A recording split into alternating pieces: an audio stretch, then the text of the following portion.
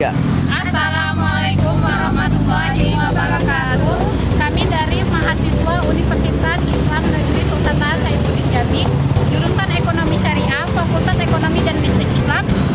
Kami di sini ingin memenuhi tugas yaitu mata kuliah perekonomian Indonesia, yang mana kami di sini akan mewawancarai salah satu usaha, yaitu usaha kulit pisau yang pada saat ini sangat diminati oleh masyarakat dan mahasiswa. Dengan tema usaha yang minim akan terus perkembangan zaman yang berpotensi yang mendalam.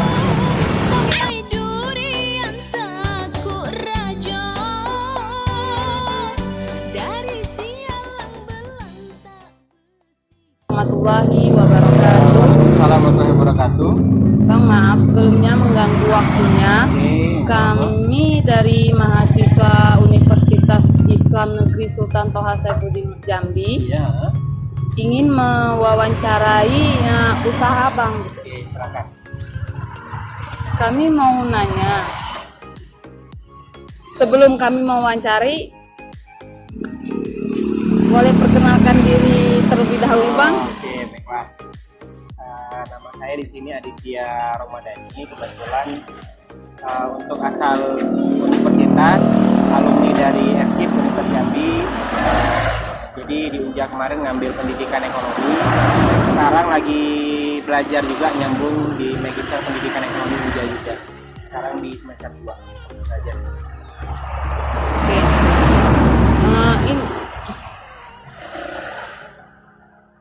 bisa nggak Bang jelasin sedikit sejarah kok bisa Abang ngambil usaha kue kita ini? Kan untuk di Unja sendiri itu kan ada visinya itu menjadikan Universitas Jambi sebagai award class Enterprise University. Dalam artian berarti mahasiswa itu dituntut tidak untuk bekerja, tetapi bagaimana mahasiswa lulusan itu dituntut berwirausaha. Jadi pada tahun 2015 itu pas saya di semester 3 kurang lebih, di situ mulai awal sampai di tahun sekarang 2020. Jadi pas kuliah merintis. Berarti usaha kue kita ini semenjak Abang duduk di bangku kuliah udah mulai? Awal di kuliah, serta melihat bagaimana kan banyak nih kayak tempat nongkrong dan lain-lain. Mungkin arahnya nanti kue kita Abang lebih ke bagaimana menggabungkan, kan ini banyak tempat makan sekarang kayak warung nongkrong, kemudian kayak McD, kemudian kayak KFC, itu kan lebih brand luar. Jadi bagaimana kita bisa memunculkan produk dari Indonesia itu sendiri seperti itu. Kenapa abang usaha kue kita? Kenapa tidak yang lain? Tidak yang lain, why? Kenapa? Karena kan untuk di makanan sendiri kan itu berbagai macam kebutuhan. Ada di makan siang, kemudian snack dan pagi. Kalau menurut Abang sih untuk pangsa pasar di Jambi sendiri terkait untuk snack yang harganya dalam tanda kutip berkualitas, harganya murah dan pelayanan itu kurang sih kalau menurut Abang. Dan itu menurut Abang pangsa pasar yang besar karena apa? Karena untuk di Jambi sendiri kan brand yang baru itu kan hanya Saiman dan Christine, dan itu mungkin pangsa pasarnya itu lebih ke atas gitu. Sedangkan di menengah itu kan mungkin seperti Cynthia dan Sinta. Jadi Abang lebih memilih pangsa pasar yang di bawah dulu. Tapi nanti kedepannya bakal ambil pasar yang sedang dan kemudian tinggi. Abang memulai usaha dari tahun berapa? Tahun 2015 di saat semester 3 kemarin di Unja. Ini Abang membuat kuenya sendiri atau menerima pesanan dari orang lain? Kalau untuk dari awalnya sendiri kan setiap bisnis itu kan tidak mungkin pure modal kita semua, tetapi harus bekerja sama dengan investor dan lain-lain. Jadi untuk hal ini Abang 60% komit industri buat sendiri, sementara 40% bekerja sama dengan UMKM, usaha menengah, kecil dan mikro. Di situ di dalamnya ada mahasiswa juga dan juga ada ibu rumah tangga. Kurang lebih untuk UMKM yang sudah bekerja sama dengan Abang itu kurang lebih 30, termasuk di situ mahasiswa, dan juga ada beberapa mahasiswa Unja dan UIN juga yang berkolaborasi gitu.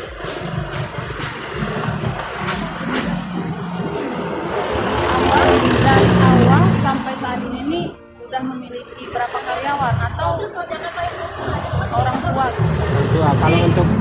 sendiri kita lebih ke keluarga besar sekarang dulu. Mungkin nanti untuk kedepannya sekitar beberapa bulan ke depan kita lagi mencari tempat. Rencana Abang nanti kalau mencari tempat, Abang sudah buat sistem. Jadi mungkin nanti kita bakal lebih bisa menerima karyawan misal contoh mahasiswa yang praktek atau yang lain seperti itu. Karena kalau menurut Abang sekarang belum dulu, tapi ada arahnya ke depan seperti itu. Jadi mungkin untuk karyawan sendiri lebih ke keluarga besar Abang. Berarti sampai sekarang cuma satu cabang ini. Ya, kalau untuk kedepannya sih pengen banyak, akan tetapi kan dalam prosesnya berdagang itu kan perlu namanya brand image. Dalam artian suatu usaha itu kan tidak mungkin langsung tiba-tiba nge-boom gitu kan. Jadi di brand image dalam artian kita buat dulu brandnya. Kemudian mungkin langkah ke depan Abang sih lagi deal-dealan order kotak, karena kan perlu ada suatu kemasan kan untuk dari kita sendiri. Nah, kira-kira berapa keuntungan sehari ataupun per bulan yang Abang dapat? Sehari ya?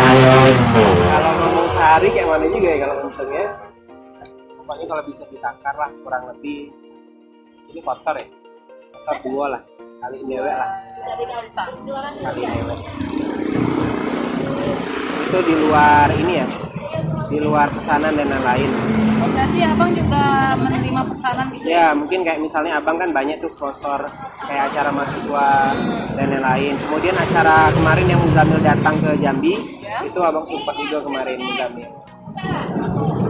Jadi lebih ke bagaimana dengan produk itu kita promo-promo gitu.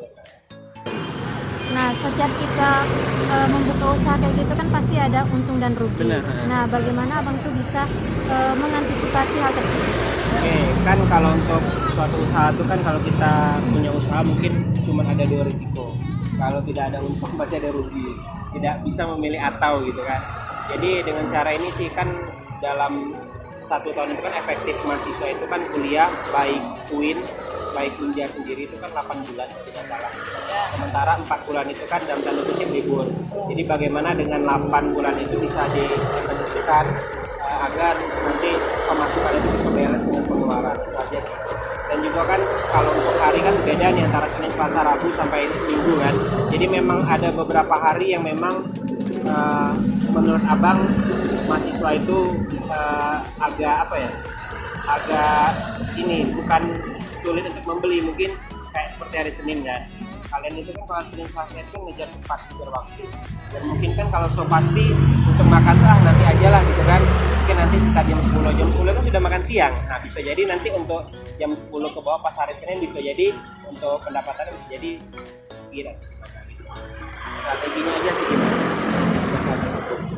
Nah, kan satu hari itu pasti ada yang tidak laku kan? Pasti ya. Nah, makanannya jadi itu tuh diberikan ke orang lain atau Ini dijual jual kembali.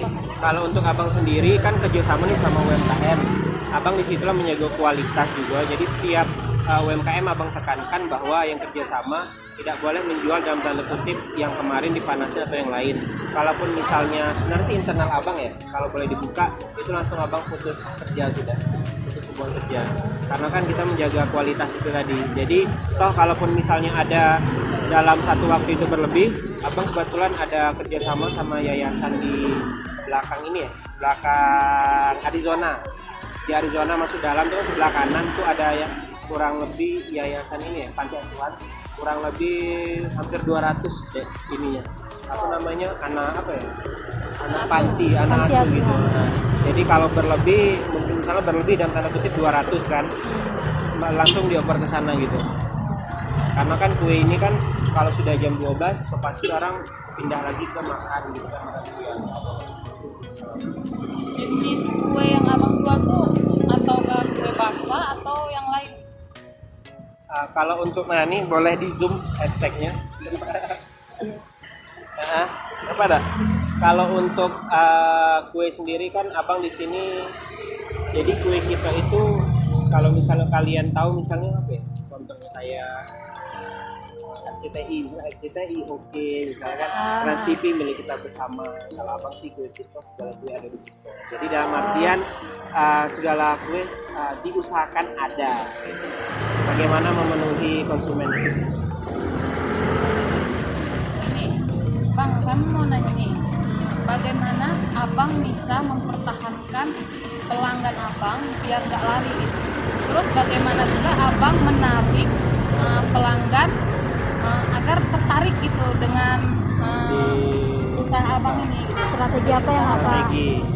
lakukan? Kalau boleh disimpulin ya, ilmu yang benar-benar saya dapat dulu itu kalau tidak salah itu dari Profesor Herinal, guru besar dari FKIP Unja. Jadi dia bilang pada waktu itu dia mengajarkan tentang pemasaran. Jadi kalau kita mau buat usaha ataupun usaha kecil, menengah, besar, cuman 3. Pertama, konsumen itu pengen harga murah pasti. Yang kedua, kualitasnya tuh yang minimal jangan enak-enaknya lah, yang penting standar. Iya. Nah, yang ketiga, pelayanan. Jadi pelayanan itu sekarang nomor 1 di bisnis apapun itu. Mau bisnis barang, mau bisnis jasa. Kayak misalnya di pesawat. Kita kan kalau di pesawat pramugari pasti pada waktu kita naik pesawat pasti dilayanin kan. Coba kalau misalnya kita setelah landing misalnya sampai pesawat. Jadi tidak ini lagi kan, tidak memberikan pelayanan karena apa? Karena itu tadi jasa itu tadi. Kembali lagi ke pelayanan. Apa perbedaan antara Indomaret, Alfamart dengan toko kelontong? Bisa jadi sudah tahu kok di situ. Jadi makanya sekarang industri itu lebih ke pelayanan itu tadi. Pelayanan berupa tenaga kerja, sumber daya manusia. Tetapi kan sekarang dengan industri sudah berubah dari 4.0 menjadi 5.0, jadi SDM itu ditekan. Jadi yang menggantikan SDM itu siapa? Itu tadi, mesin itu tadi. Jadi pengusaha itu pun sendiri biaya tenaga kerja yang dikeluarkan lebih minim, sementara kan mesin itu kan cuma perawatan saja. Makanya perusahaan-perusahaan besar itu tidak membutuhkan dalam tanda kutip tenaga kerja, tapi lebih membutuhkan mesin-mesin itu tadi. Ini kan abang usahakan bukan sebentar ya, bukan 5 tahun, tahun, 2 tahun, udah 5 tahun ya, dari Kurang 2015 sampai sekarang kan. Itu pasti yang namanya jatuh bangun itu kan pasti ada. Itu bagaimana abang menghadapinya gitu? Mengatasi ya. Ya, mengatasi. Oke, kan nyambung lagi tadi pertanyaan sebelumnya kan. Intinya konsep anak-anak sekarang tuh lebih ke kayak milenial gitu kan. Mungkin kalian pernah berkunjung ke warung abnormal, kemudian ke kafe-kafe. Cuma satu identitas yang mereka tonjolkan. Kalau tidak warna hitam, warna coklat. Benar kan? Kalau tidak warna hitam, warna coklat. Maksudnya? Ya, abang bilang tadi, rata-rata kan kafe apapun itu warna itu Iya, yang didahulukan rata-rata. dibanding warna biru, warna oranye, warna merah gitu kan. Karena warna-warna itu warna-warna adem gitu kan. Semua itu suka. Dan juga konsep-konsep yang abang itu banyak mengambil dari berbagai brand-brand besar sih. Jadi diaplikasikan ke usaha sendiri gitu. Berarti untuk kedepannya abang udah ada rencana untuk membuka cabang gitu ya? Untuk kedepannya mungkin visi ke depan kan kenapa sih namanya bertambah Quickito Eat and Drink. Jadi abang coba membuka lebar wawasan, mungkin tahu ini nggak apa namanya itu Starbucks. Starbucks itu kan identik dengan kopi yang dijual kopi tapi brand internasional. Jadi abang ke depannya itu pengen buka usaha brand Indonesia, produk Indonesia, merek anak Indonesia, mempekerjakan karyawan Indonesia dengan brand ini, tapi tetap menonjolkan kue tadi yang pertama satu. Eat and Drink itu kan ada makanan, ada minuman. Misalnya contoh kayak Pizza Hut, ada nggak sarapan pagi? Lebih ke egg telur atau apa gitu kan? Mungkin boleh nanti ke depannya abang tidak abang taruh nasi gemuk, lontong, gado-gado. Bisa dipadukan. Jadi orang tuh tidak berpikir dari hal kecil gitu. Jadi tidak terpaku dengan satu produk. Dan kedepannya bakal buka kayak mana yuk? Kayak cake dan lain-lain. Kalau punya tempat kan kita lebih gampang, kayak misalnya cake ulang tahun atau apa, lebih mudah ditaruh gitu kan. Kedepannya kayak gitu, ekspansi ke depan. Oke, ini ya kan usaha abang nih, ada nggak peran pemerintah di dalamnya? Peran pemerintah, kalau untuk di peran pemerintah sendiri ya, kan itu ada kayak misalnya mungkin nanti setelah abang mungkin dalam beberapa bulan ke depan abang bakal ngurus ini izin merek izin. Jadi kan merek itu ada izinnya. Ya. Jadi nanti didaftarin agar merek ini tuh tidak dicaplok dengan orang lain. Mungkin nanti kalau kota itu sudah datang kan perlu berbagai izin. Contohnya izin BPOM, izin Majelis Ulama Indonesia, dan izin-izin yang lain. Di situ sih keterlibatan pemerintah itu sendiri. Dan mungkin kalau misalnya rezeki dikasih toko, ada toko, mungkin ya, kan pemerintah harus mewajibkan restoran atau makanan itu pajak pertambahan dinas sebesar 10%. Ya. Ya, jadi kita sebagai wirausaha yang mau tidak mau mengeluarkan pajak 10% itu sebagai pajak pendapatan dari Muaro Jambi. Kalau upahnya di Muaro Jambi, kalau di kota dapatnya di kota. Nanti kan dari kebijakan itu kan kita bisa dapat peran pemerintah, misalnya diundang di acara misalnya kayak ini apa namanya itu, HIPMI, Himpunan Pengusaha Muda Indonesia, kayak gitu itu sih. Jadi rata-rata HIPMI itu sih itu tadi berawal dari itu tadi. Ini kan udah lama nih usahanya, dah pernah pindah lokasi atau Tetap di sini. tetap di sini? Di sini kalau untuk di awal kan di Indomaret, kebetulan sekarang di lokasi kedua di sebelahnya. Jadi mungkin untuk usaha itu biar konsumen tidak berpindah, jangan jauh dari sebelumnya gitu nah. Misalnya kita 1 meter ya, minimal jaraknya itu jangan sampai 1 kilo gitu nah, jauhnya. Ibarat yang pentingnya sih brand image tadi kan yang mau tekanin, karena orang sekarang bikin usaha tuh kayak jualan bakso bakar emak Dela, jadi kok emak gitu kan. Jadi kita yang kayak orang muda ini, kenapa kita berpikir bahwa kalau aku makan di KFC itu enak, kenapa sih aku makan di McD itu enak. McD KFC itu sudah di brainstorming di pikiran kita bahwa kalau makan di situ enak, gitu benar kan? Iya. Benar lah. Kenapa kita tidak buat McD dewe? Pertanyaan besar ya. Berapa yang orang Indonesia keluarkan untuk biaya pajak McD? Lumayan besar deh, hampir triliunan. Karena kan itu brand luar yang kita ambil ke dalam, kan ada pajaknya itu. Dan kita lebih seneng nenteng McD itu tadi. Coba adek berpikir, adek punya brand dewek ditenteng orang, seberapa besar? Nah, kan kemarin abang tuh buka usahanya kan di depan Indomaret. Benar.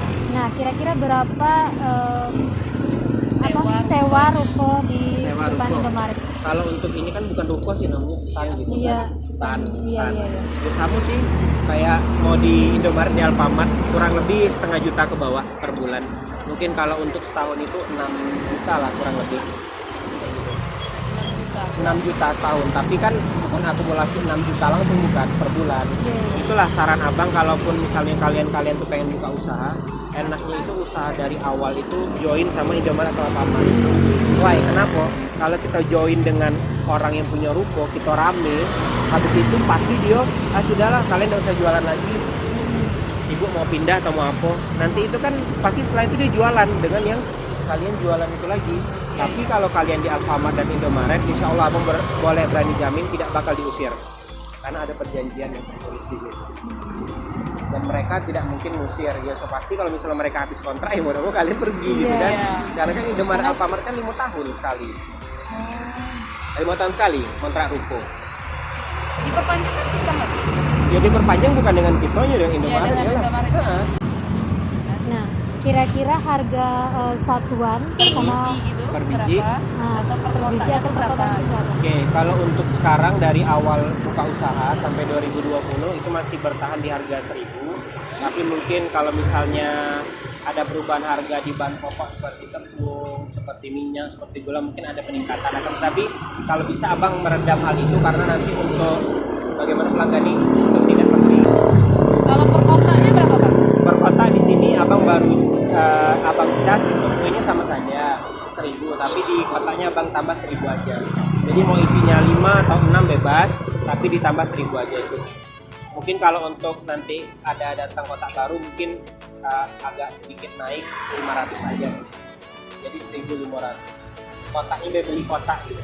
Kalau untuk tisu, untuk lem dan lain itu free.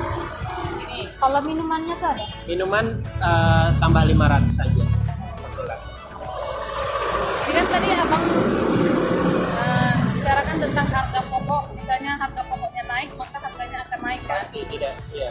Nah ini kan udah gimana ya, harga pokok itu kan pasti akan naik dan naik, apalagi sekarang ini kan akibat virus corona itu kan bahan pokok itu semakin naik kan. Nah tapi Masih bisa abang bertahan. masih bertahan dengan harga 1.000. Itu abang mengurangi dari sisi mananya? Dari bentuk apa? Banyak besarnya kue atau kayak mana? Dari kalau untuk hal itu kan memang tidak dipungkiri kalau terjadi virus corona ini kan di luar kehendak manusia Ya. gitu kan. Mungkin kalau untuk bahan pokok yang terganggu itu sih di satu aja, gula.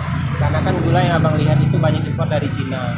Sementara untuk tepung kita Indonesia produksi sendiri sama minyak produksi sendiri. Mungkin dari satu itu dan gula itu sih agak besar. berarti- Karena kan gula itu kan dulu 10 sampai 11 ribu, sekarang kurang lebih 16 sampai 18. Di Jakarta 18. Kalau di Jambi masih 16 ribu per kilo. Itu untuk gula kiloan, bukan kemasan. Dan untuk menjaganya itu tadi yaitu tidak dikurangin bentuk dan tidak dikurangin rasa. Ya ibarat kalaupun kita mengurangin rasa dan mengurangi bentuk, itu bakal berbanding lurus, nanti konsumen bakal lari ke tempat lain dan nanti bakal mengakibatkan dia peningkatan masih berbanding lurus kok.